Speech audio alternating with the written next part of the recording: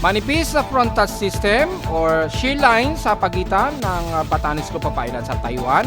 Magdudulot yan ng kaulapan at mga ilang kalat-kalat at localized thunderstorms. Pero magiging epekto nito sa buong kalupaan ng bansa, hindi mararamdaman. Mga patuloy na kalat-kalat na pag-ulan pa rin sa nalalabidang bansa, lalo na sa bayban ng kanluran ng Palawan at Mindanao, iiral. Pero nalalabi pa rin ng buong Luzon hanggang sa Luzon, patuloy na magiging mas maalinsangan ang ating linggo. Pero alinsangan sa Caloocan, posible pa rin magtutuloy sa 47 degrees Celsius highest heat index.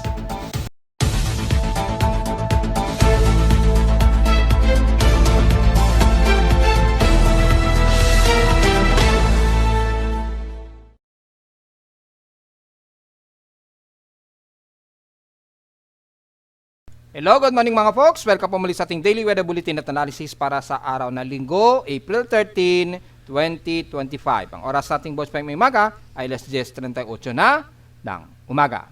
So araw ngayon ng palaspas, so ibig sabihin ay sa araw na to magsisimula na po ang pagpasok ng ating Lenten season. So magkakaroon na tayo ng mahal na araw simula bukas ng Lunes o Lunes Santo. So, sa mga lalabas ngayong araw para mag-celebrate ng araw ng palaspas, ay magdala pa rin tayo ng pananggalang sa ulan at bukod sa tinding sikat ng araw at maraming tubig dahil patuloy pa rin na mas magiging malinsangan at malagkit na humidity ang mararamdaman natin ngayong araw. Despite na meron tayong umiiral na manipis na shear line sa may bandang Hilaga o extreme nodal Luzon sa may bandang Batanes Group of Islands, hindi ito mararamdaman sa nalalabi ng malalaking kalupaan ng bansa. So patuloy pa rin tayo makakaramdam ng dulot pa rin ng combination ng high pressure area at easterlies na magbudulot ng mas mataas na heat index pa rin sa iba't ibang parte ng bansa. Base dito, mayroong mga lightning strikes na nadedetect ng aking lightning detection system. At least 4 ang nadedetect ngayon, lalo na sa may bandang silangan ng Luzon at ilang parte sa may bandang kaluran ng Mindoro at Palawan area. May mga kaulapan kasing nabubuo dyan at may mga ilang localized thunderstorms. Ganon din ang iira sa iba't ibang panig ng kaluran ng Mindanao, bunsod pa rin ng ilang surface trap. Pero sa nalalawig pa rin ay magiging dry o hot dry ang magiging panahon sa iba't ibang parte, lalo na dyan sa may bandang Luzon o Southern Luzon area. So makikita sa Doppler radar imagery ay kalmado pa rin ang water vapor, walang masyadong saturated water vapor at dahil sa mataas din ang ating hot humid, hindi gaano nakakabagsak o hindi masyado bumabagsak dito sa Metro Manila ang mga water droplets dahil sa mataas na humid, hindi agad na saturate basta-basta. Sa ating thunderstorm watch mula sa data feed ni Pag-asa din ay nakataas sa NCR pa rin. So kung hindi man dito sa Metro Manila ay maaaring sa katabing area, especially sa Calabarzon area, kasama na ang syempre ang Bulacan, Rizal at Cavite area. Within 12 hours ang forecast niyan. At sa parte naman ng Northern Luzon, ang Cagayan at Ilocos Norte ay nakataas din daw, especially dyan sa may bandang silangan ng Northern Luzon. Kasama na ang parte ng Isabela at Tuguegarao. So kung magkaroon man ng mga kalat-kalat na pag-ulan, medyo maganda yan para medyo makontrol muna ang tinding alinsangan. Sa Southern Luzon naman ay dyan sa area ng Bicol Region, 12 hours din ang forecast. So kung uulanin man sa inyo, walang magiging problema, at least medyo matila man lang ng bahagya ang grabing init, dala po ng matinding alinsangan natin. Sa Visayas area naman, ang mula sa Palawan, San Vicente, Taytay at Balabac ay asahan na may mga kalat-kalat na isolated rain showers dyan at may mga pagkulog at pagkidlat.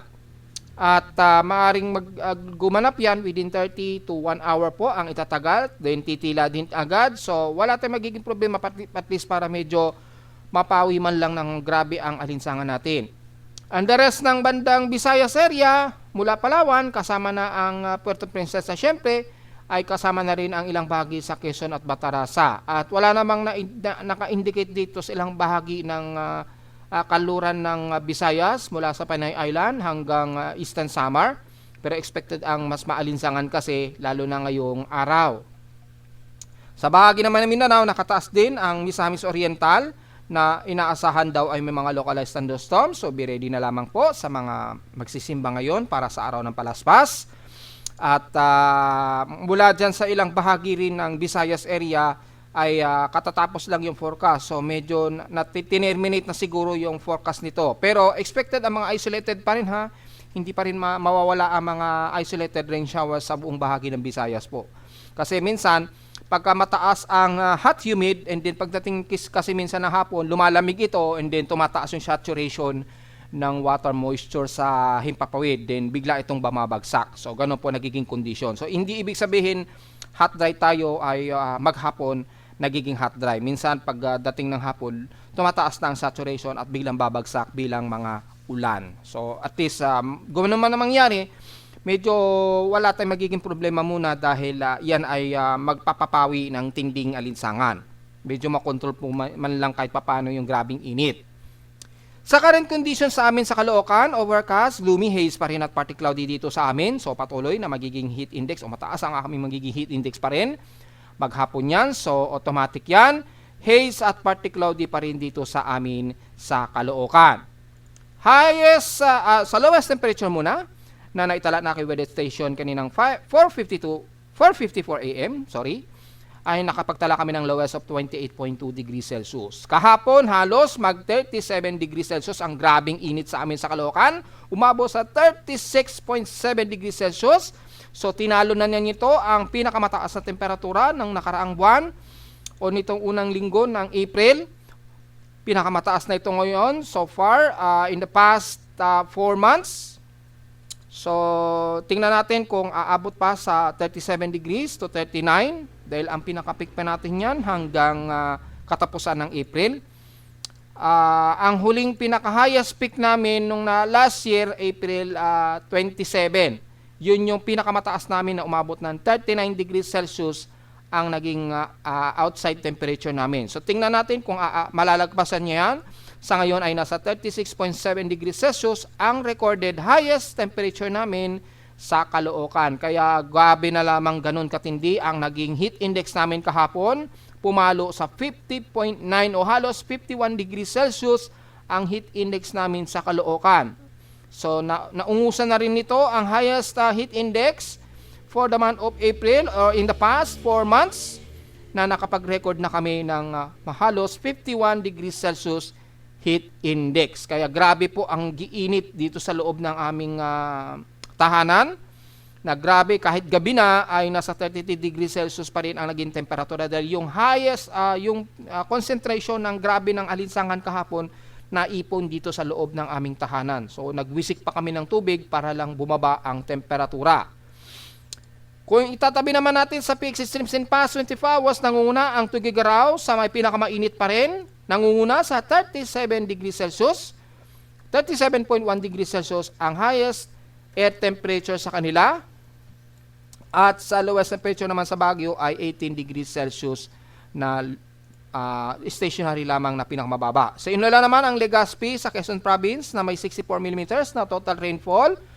So ibig sabihin lamang ay pumapangalawa lamang kami malamang sa may pinakamataas na air temperature na nasa 36.7 degrees Celsius. Nanguna pa rin ang Tuguegarao sa may highest na 37.1 degrees Celsius. Grabing init kahapon. Kung titingnan naman natin yung ating magiging forecast for heat index ngayong araw para sa mga kababayan natin na gustong malaman kung ganyan pa rin ba kainit ang magiging temperatura natin ngayong araw na linggo, lalo na't maraming magsisimba para sa araw ng palaspas. Mula dito sa amin sa Caloocan, ito madaling araw pa yan. So hindi pa yan yung pinaka-highest peak, mamaya pa. Dahil kung titingnan natin sa ating forecast mula sa amin sa Caloocan, as of 10 o'clock AM po ito. So between 10 o'clock AM to 11 o'clock AM, ang expected forecast namin na magiging heat index namin ay 44 degrees Celsius ang pinakamataas. So under 66% humidity po yan. Pero ang inaasahan namin na pinakamataas na aabutin daw namin ayon sa forecast ay mamayang tanghali. Eksakto 12 mamaya ng tanghali, mga 12 PM ngayong tanghali hanggang mamayang alauna ng hapon. Parehong 47 degrees Celsius ang expected na magiging heat index namin sa Caloocan. So grabe pa rin ang init. So ihanda-handa ko na naman yung aking pangwisik o yung yung parang atomizer ko para mag-spray ng tubig para medyo makontrol man lang ang grabing init sa amin. Dahil wala naman kaming ginagamit na air conditioning dito sa loob ng aming tahanan, exhaust fan lamang po, kaya alam nyo na po ang resulta kapag matindi ang stainless, yung init ng stainless nahihigop lamang sa loob, tapos mataas pa ang humidity, dumodoble po ang aming alinsangan sa loob. Wala po kami magagawa nun. So ang ginagawa lang namin, nagwiwisik kami ng tubig gamit ang atomizer para medyo makontrol yung grabing taas ng temperatura. So sa amin aabot sa 47 degrees Celsius ang magiging heat index namin hanggang at yung danger level ng heat index sa amin sa Caloocan hanggang alas 3 daw ng hapon aabutin kami ng grabing tindi ng heat index. So yan po yung magiging namin. And then sa loob ng 7 days ay lagpas-lagpas. Pero mayroon kaming araw na mukhang hanggang extreme caution lamang kami. By April 16, so mukhang wala kaming danger status niyan, hanggang extreme caution lamang kami. Sana nga lang para medyo mababa ng bahagya ang aming heat index. Yan o. Ibig sabihin, medyo magiging maulap siguro dyan para medyo may araw man lang kami na medyo makakahinga na maluwag-luwag. Yan. So sa kasalukuyan ay 44 degrees Celsius ang expected namin na forecast ngayong umaga. At maya-maya ay aabot na ng 46 degrees Celsius pagpasok ng alas 11 ngayong umaga. Sa mga kababayan naman natin, sa gustong malaman ang mga possible heat index, una-una pwede nyo makita po dito sa ating high heat index forecast nationwide o global. So, ayan sa amin, 44.2 degrees Celsius as of 10 o'clock AM. Dito naman sa bandang Mindoro, Occidental Mindoro, ay expected ay hanggang extreme caution lamang ang magiging highest heat index sa inyo. Pinakamataas, 40 degrees Celsius, starting ngayong 11 AM hanggang 12 ng tanghali. Uy, mas mataas pa. Bandang alauna po, 41 degrees Celsius pa pala aabutin. Yan. At tuloy-tuloy yan hanggang mga bandang alas 4. Na mananatili daw sa expected forecast, 41 degrees Celsius, ang highest heat index sa inyo. So at least medyo kontrolado. Sa may bandang Batangas City naman, kasalukuyan 44 degrees Celsius po ang expected forecast sa inyo dyan sa Batangas. So wag masyadong magbibilad. At inaasahan na pinakamataas na heat index ninyo ngayong 11 o'clock, 46 degrees Celsius, hanggang mamayang tanghali na alas 12 ng tanghali. Na 46 degrees Celsius, danger level po na heat index. So wag masyadong magbibilad, uminom din ng maraming tubig, at wag masyadong magpapawis dahil expected po kung masyadong mataas ang inyong humidity, wag masyadong magpapawis. Pero kung mababa naman yung outside humidity ninyo, ay okay lang, medyo mabilis makapagpatuyo niyan. Wag lamang mataas masyado, umaabot ng 70 pataas. Kaso halos alanganing 70% yung humidity dito eh. So mas maganda na lamang wag masyadong magpapawis dahil medyo pahirapan magpatuyo niyan at dumodoble lamang ang init ng pakiramdam ng katawan ninyo kapag ganyan. So inom na lamang ng tubig para maiwas ang heat stroke o dehydration sa mga kababayan natin sa Batangas.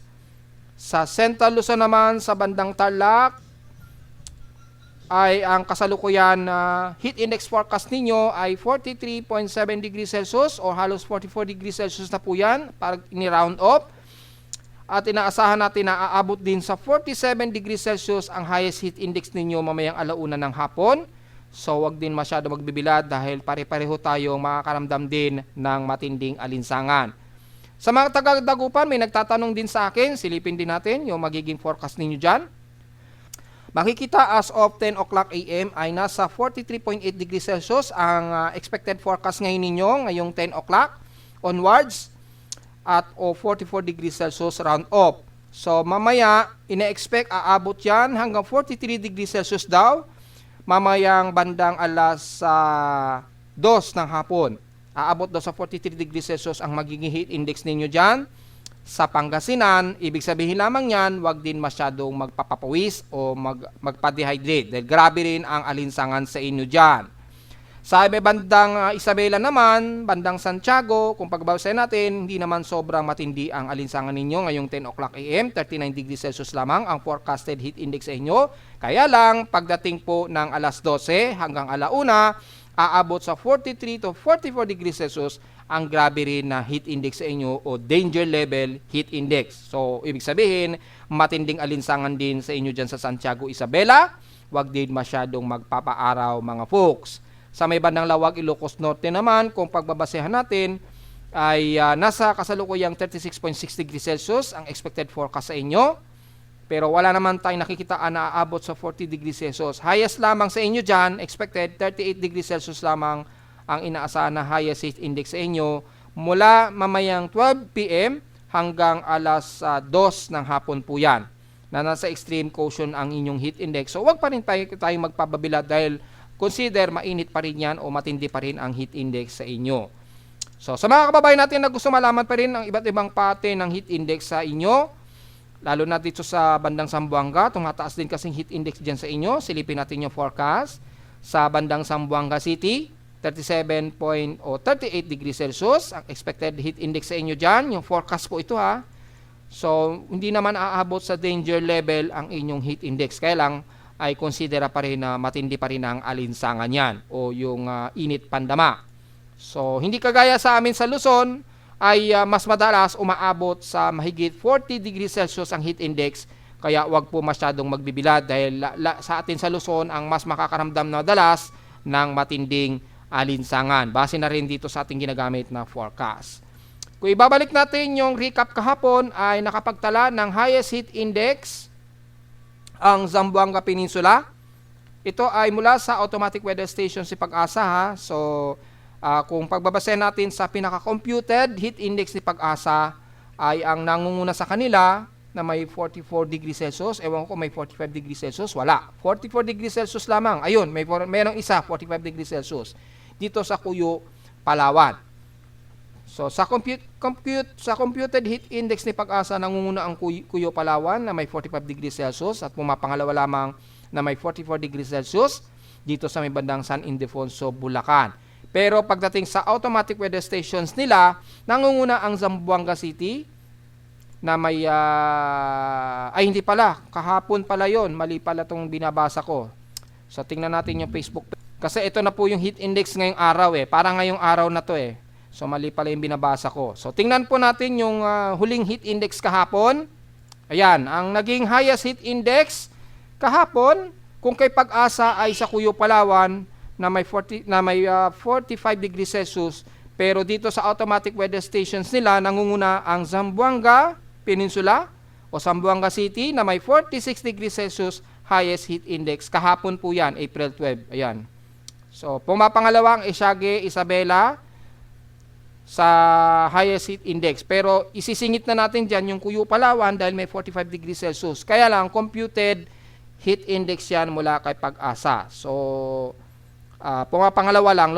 Pumapangalawa po ang Cuyo, Palawan na may pinakamataas na heat index. Then kasunod na ang Esiague, Isabela, Tanawan, Batangas, Santa Ana, Cagayan na may tig 44 degrees Celsius. At isang 43 degrees Celsius naman ang Apari, Cagayan at the rest 42 degrees Celsius na lamang mula sa Dagupan, Pangasinan, Zambales, Kamiling, Tarlac, Kidapawan, Cotabato at Iloilo. So yan po. Ang binasa ko kasi kanina is yun yung para ngayong araw na pala yan.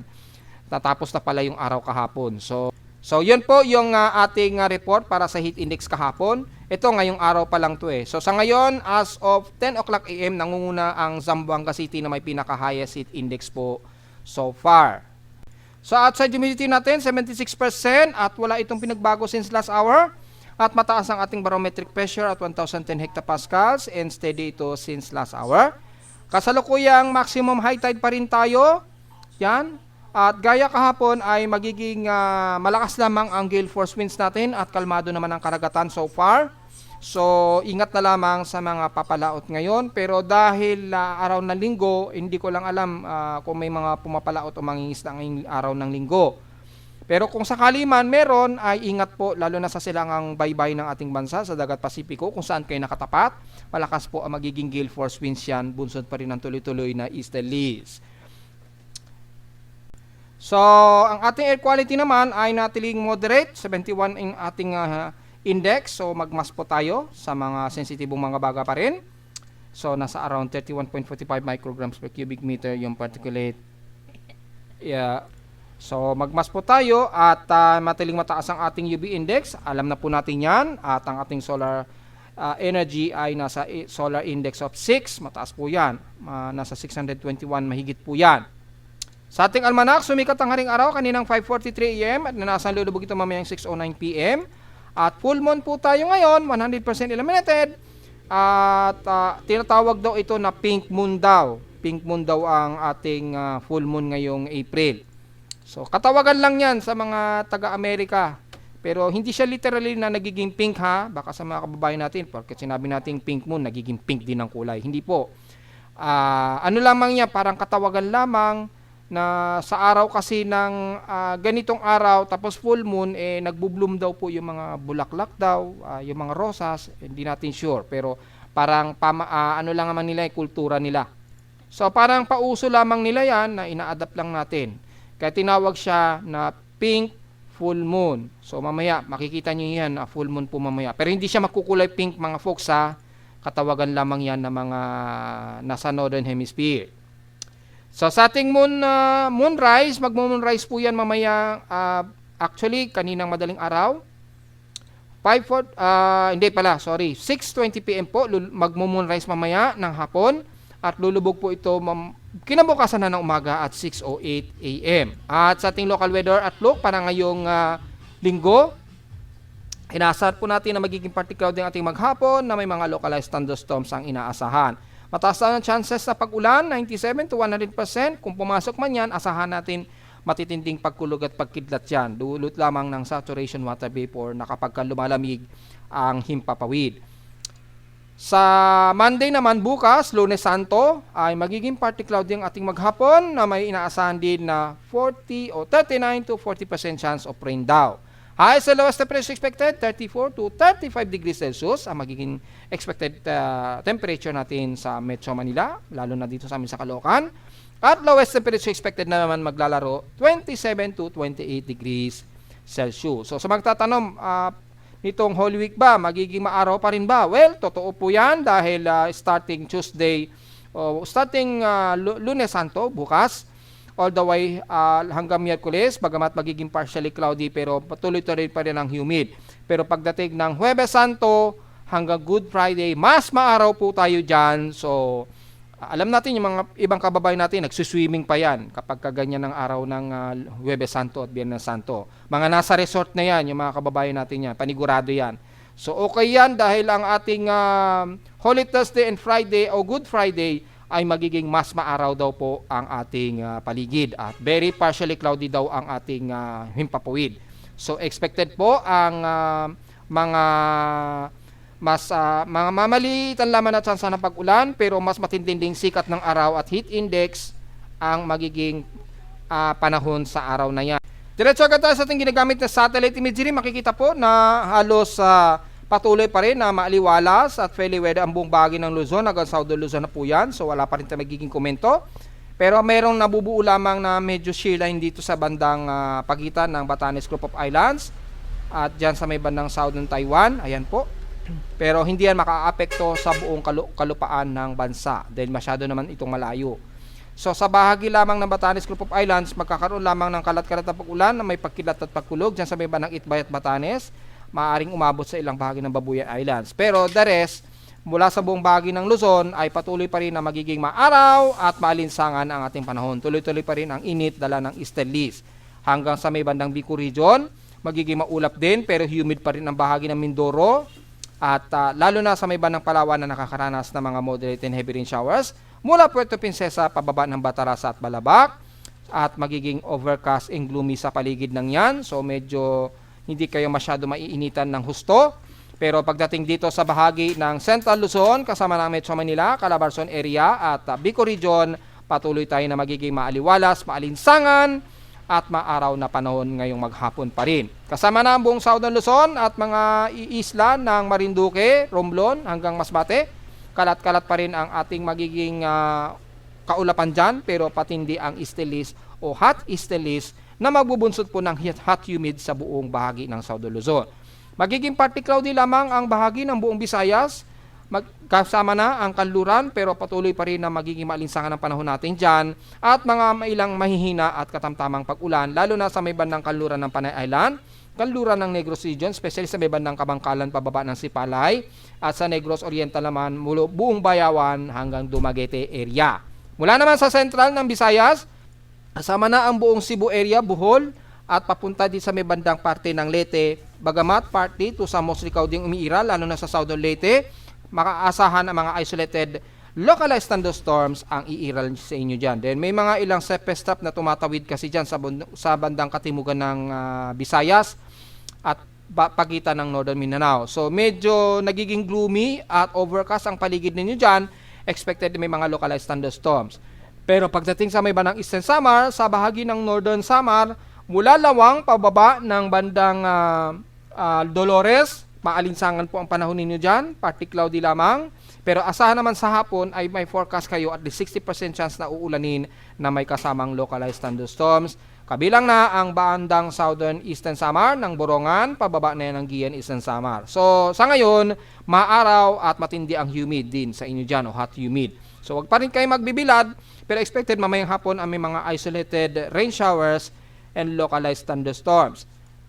At mula sa may bandang Northern Mindanao, lalo na sa may bandang Surigao, partly overcast din, partly to sa Moslicaw ding iiral, pero expected pa rin ang medyo maaraw at humid na panahon hanggang sa buong silangan ng Mindanao, pababa na yan ng Compostela Valley at hanggang dyan sa buong bahagi ng Caraga at yan pababa ng bandang Gobernador Generoso, sakop ng Davao Oriental. Pero the rest ng buong Davao Region, katamtaman na lagyan panahon, partly to sa Moslicaw di lamang ang iiral sa Sorsogon area mula General Santos City, South Cotabato, Sultan Kudarat hanggang Davao del Sur, sakop hanggang dyan sa may bandang North Cotabato area.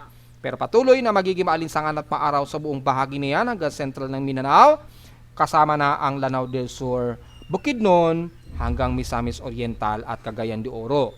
Partly cloudy lang din ang mangunguna sa buong bahagi ng Zamboanga Peninsula. Asahan din ang mas maulap, lalo na dito sa may bandang Zamboanga City at Basilan at Tulu-Sulu. Expected ang mga ilang isolated rain showers pero katamtaman at mahihina lamang ang pag-ulan. Pero patuloy pa rin na may forecast kayo ng mga localized thunderstorms pagsapit po ng hapon, gabi o madaling araw. So generally, magiging very weather tayo, magiging maaraw at malinsangan ng halos buong bahagi ng bansa. Maliban na lamang dito sa aking binilugan sa may bandang Kaluran na kung saan mas mataas ang concentration ng saturated water vapor.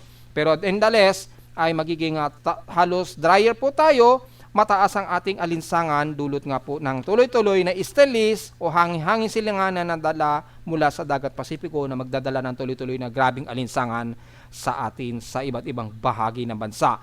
So again, wag masyadong magpa-dehydrate, uminom ng maraming tubig dahil kahit ang inyong lingkod, ramdam po ang muscle cramps dahil sa tindi talaga ng init, lalo na dito sa amin sa Metro Manila. So mula sa ating Tropical Cyclone Assessment Monitoring na natiling wala tayong maire-report dito dahil napaka-maaliwalas ang paligid magi sa mga computer models. Yan, so wala tayong komento, tuloy-tuloy lamang na magiging maalinsangan ang buong April pa rin natin. At wala tayong anumang anomaly na nakikitaan at napakalinis ng ating Pilipinas sa anumang tropical cyclone development. At dahil wala po tayong inaasahan na anumang tropical wave, diretso agad tayo sa ating ulat lindol ngayong araw. Puro lamang ingay yan ng sound system mula kahapon. Ayan, yung mga palakasan ng sound system dahil sa mga nangangampanya. So, yan, may makikita kayong mga human-made noise yan. Pero wala naman tayong namataan na anumang malalakas na mga pagyanig so far kahapon. Merong ilang teleseismic yan na naitala kahapon. So silipin natin kung anong lugar yan kahapon. Mga bandang alas 12 ng tanghali or 400 kahapon. So kahapon pa ito naganap. Uy, meron na namang magnitude 7.7 sa Myanmar ha. Nako, niyanig na naman ang magnitude 7.7. Sa Myanmar, ayan o, ang lakas nito magnitude 5.5 pala. Akala ko magnitude 7.7. Nakatingin ako sa epicentral depth niya. Epicentral depth po niya yun mga folks, na 7.7 km. Hindi magnitude 7.7. So, kaya nagtataka ako kasi kulay pula. Yung pala ay magnitude 5.1, 5.5 lamang ang naging pagyanig sa Myanmar. Kanina ito, oras sa Pilipinas, 10:24 AM po, oras natin sa Pilipinas. So sa mga kababayan natin dyan ay mukhang yumayanig-yanig na naman ang Myanmar ha.